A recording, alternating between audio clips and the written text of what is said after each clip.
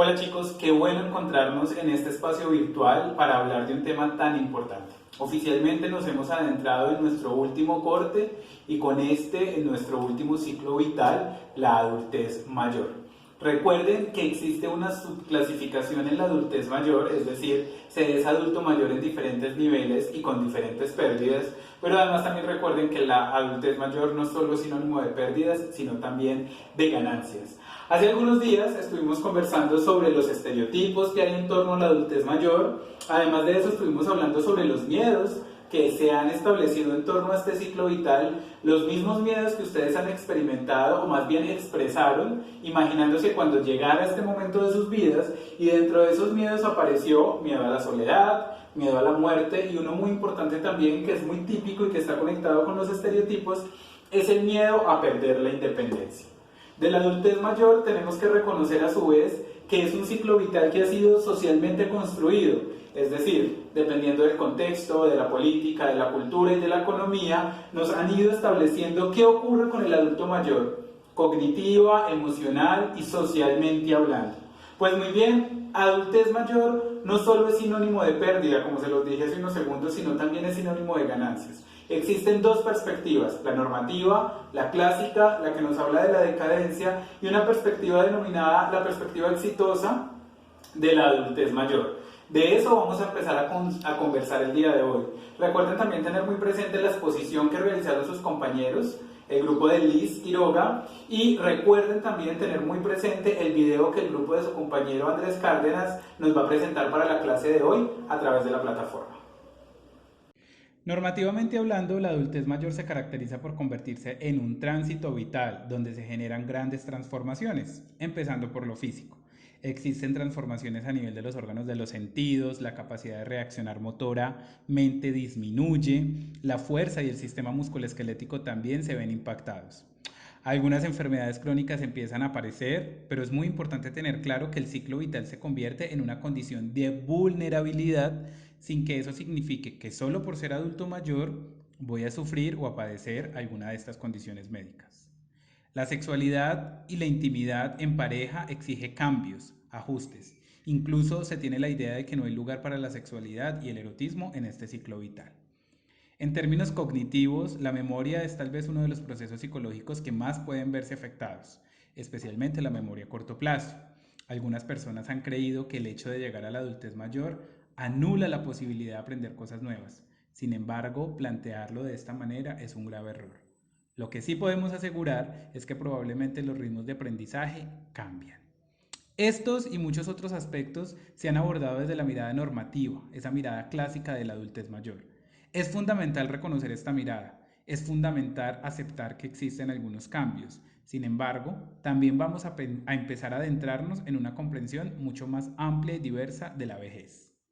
Precisamente hablando de una perspectiva diferente de lo que es la adultez mayor, refrescando un poco esa mirada tan deficitaria, ese discurso tan inclinado únicamente por la pérdida, por el deterioro, por el declive, e intentando acercarnos a una comprensión mucho más amplia, mucho más real de lo que es el adulto mayor, pues vamos a escuchar otras voces, o bueno, vamos a leer otras perspectivas. En este caso, Martha Nussbaum y Saul Ledmore. Son dos escritores estadounidenses muy importantes que traen un aporte especial para esta clase. Marta es una filósofa norteamericana especializada en temas de filosofía romana, política y ética. Profesora catedrática de la Universidad de Chicago y autora de textos como La terapia del deseo, El cultivo de la humanidad y por supuesto el texto que abordamos hoy, titulado Envejecer con sentido, conversaciones sobre el amor, las arrugas y otros pesares. Saul Ledmore, también profesor de la Universidad de Chicago, especialmente o específicamente en la Facultad de Derecho. Es un académico muy importante, referenciado constantemente en Derecho y en Economía, miembro de la Academia Estadounidense de Artes y Ciencias. Envejecer con sentido es un texto que, como nos plantea su introducción, tiene que ver con vivir a conciencia y desde luego no con morir. La vejez es experimentar, adquirir sabiduría, amar y perder. Estar cómodos en la propia piel por mucho que ésta se torne ajada. La vejez es muchas más otras cosas. Para muchas personas tendrá que ver con remordimientos, la preocupación, la acumulación de objetos y la necesidad. También puede tener que ver con el voluntariado, la comprensión, la guía, el redescubrimiento, el perdón y cada vez con más frecuencia el olvido. Pues muy bien, este texto nos va a permitir conversar sobre algunas miradas de la adultez, no reducirla, no satanizarla, no mitificarla, reconocer su diversidad, su complejidad, lo interesante que puede ser y lo mucho que se puede resignificar desde allí. Muy bien, Cuerpos que envejecen es el título del cuarto capítulo del texto de los dos autores de los que acabamos de conversar. Este capítulo es inicialmente explorado por sus compañeros, video que también está en nuestra plataforma, pero en un segundo momento es explorado por mí. Es un cuarto capítulo que nos permite adentrarnos especialmente en el dominio físico de lo que es la adultez mayor, pero desde una perspectiva mucho más amplia, compleja, que es diferente a complicada, compleja, diversa, pero además me puedo anticipar diciéndoles que es un capítulo controversial, confrontativo y es un capítulo muy reflexivo. Es más, vean el video de sus compañeros antes de este video y permítanse reflexionar y generar controversia en torno a las preguntas que ellos mismos nos plantean. Muy bien, vamos a hablar entonces de la segunda parte de este cuarto capítulo tan importante. La primera parte, denominada "Pueden ser glamurosas las arrugas", es la parte abordada por el grupo de Andrés Cárdenas. Esta segunda parte, denominada "Nuestros cuerpos, nuestras vidas, vejez, estigmas y repugnancia", nos hace un recorrido muy interesante. Primero, por la repugnancia que puede generar el cuerpo que envejece. Segundo, por los tipos de repugnancia que pueden existir en torno a ese cuerpo. Repugnancia primaria o repugnancia proyectiva. Tercero, por los estigmas y estereotipos que se han creado en torno a la dimensión física de la vejez. Cuarto, vamos a hablar un poco sobre el cuidado del yo. Hay una parte muy interesante y una controversia que se crea incluso en torno a lo que es el tema de las cirugías plásticas. Y por último, vamos a hablar de la revolución o de la rebelión que debemos tener en torno a esos estigmas que se han creado con relación a la adultez y a su apariencia física. ¿Por qué hablar de repugnancia en torno al cuerpo envejecido? ¿Cuál es su relevancia? Esta es una pregunta que nos hacemos y con la que abrimos conversaciones en torno a la segunda parte del capítulo. Pues bien, resulta que hablar de repugnancia nos permite comprender algunas lógicas, posturas e incluso algunas maneras en cómo se han establecido estigmas y prejuicios en torno a la vejez. Se habla de repugnancia primaria entendida como esa actitud universal. Es una tendencia a rechazar algo que tiene que ver con nuestra condición biológica y evolutiva, en este caso la vejez. Rechazamos el deterioro, el desgaste y los cambios que vienen con este ciclo vital. Pero también aparece la repugnancia proyectiva, que se entiende como la posibilidad de asignarle a un grupo vulnerable y minoritario características degradantes. Es decir, la posibilidad de atribuirle a otros características que no soportamos. Y esa atribución nos permite asumir, o más bien no nos permite asumir, las propias que finalmente dan cuenta de la condición humana. La adultez mayor es uno de esos grupos a los que se les ha atribuido este tipo de características que rechazamos de nuestra condición humana. Aunque todos sabemos que en algún momento vamos a llegar allá, es mejor dirigir la atención al deterioro y al desgaste de otros en este ciclo vital.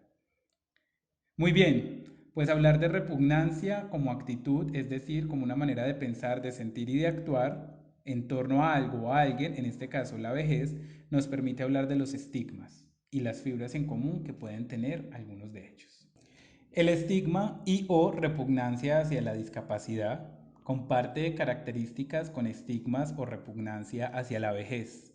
Las personas con discapacidad física o mental se leen como débiles o incapaces, de la misma manera en como a veces se lee el anciano, incluso cuando no hay ninguna condición de discapacidad. En este sentido, la repugnancia siempre conduce a evitar el contacto físico. Lo grave es que no solo se evita el contacto del joven con el anciano, sino el anciano o el adulto mayor consigo mismo y con otros adultos mayores. pues finalmente está convencido de que su cuerpo es deplorable y vergonzoso. Existen algunas condiciones interesantes en torno al estigma que hay sobre la vejez, aspectos reales y fantasiosos, pues las marcas del cuerpo y su deterioro dan cuenta de una proximidad con la muerte, seguramente. Sin embargo, estas señales no necesariamente están relacionadas con menos competencia o con incapacidad. Los estigmas en torno a la adultez mayor probablemente los aprendemos desde la infancia, están muy arraigados y aunque nos neguemos, todos sabemos que en algún momento vamos a llegar a este ciclo vital. Es decir, el estigma pronto se cumplirá en una autoidentificación y seremos un adulto mayor más que se autorrepugna, que rechaza su condición y que considera que ésta únicamente habla de pérdida. Es decir, el estigma replicado, no cuestionado, aceptado, se convierte en determinado momento en la vida, en determinado momento de la vida, en nuestra realidad. Y más grave aún, en una forma de autoexcluirnos, pues el propio cuerpo se considera fuente de deterioro, de decadencia y de muerte. Los prejuicios trascienden, señores, y llegan a otros niveles, por ejemplo, al laboral.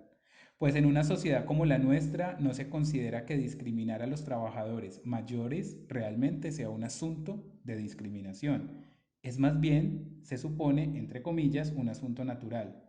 Es normal que no se contemple emplear a una persona mayor. De hecho, creemos que es responsable, que es amoroso, que es compasivo desde nuestra estrecha visión.